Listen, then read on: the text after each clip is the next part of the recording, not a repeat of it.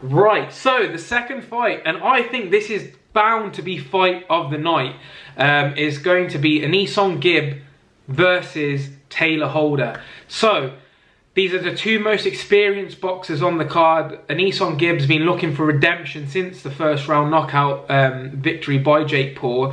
So if you didn't know what happened, just before the COVID pandemic kicked in, Gibb actually managed to get himself a fight against Jake Paul. He had the whole UK with him. They fought in Miami, and unfortunately for Gibb, it didn't quite go to plan on the night. From the training footage he released, it looked like he was working very hard, so it's unfortunate that he didn't get to show his skills on the actual night.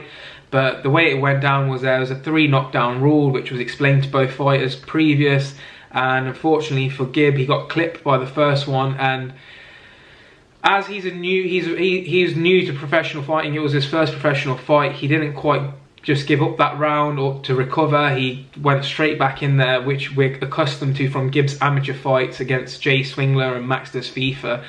So yeah, that was a terrible loss for him, but he's been looking for redemption, and as he says, redemption in Miami, this fits almost perfectly. He's managed to put himself on the card though against possibly the best boxer from the TikTok side.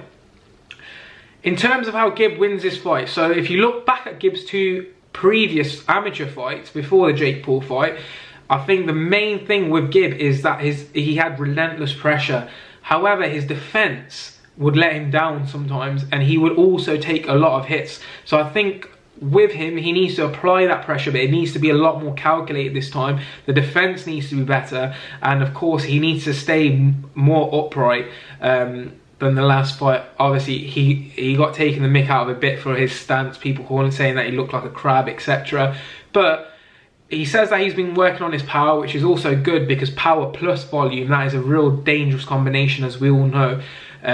So it's very interesting to see how Gibb will fight in this fight. In terms of Taylor Holder, he is, to be the most experienced person from the TikTok side, he's not had any fights that I could actually see.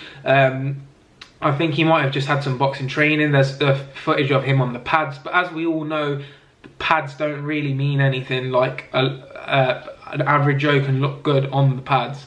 I've seen a bit of footage from his sparring. I think what Taylor Holder does really well is that he has got a lot better technique. It's cleaner than Gibbs, and it's more revised. So when he's throwing his shots, his arms are coming back and he's keeping his arms up at the same time, and he's throwing them with proper technique, using his whole body to throw those shots, which is really good.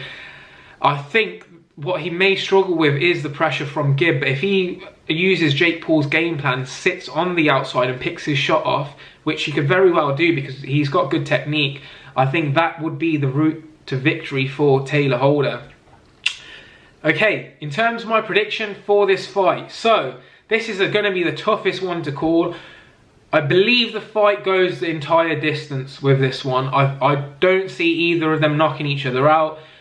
You've obviously got the bigger gloves, and it's 2-minute rounds for this fight.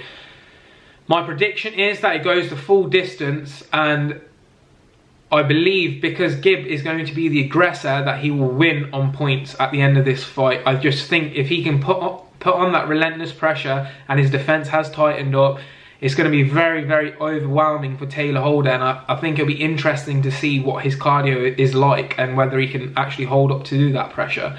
But yes, my prediction on that fight is a decision victory for Anisong Gibb.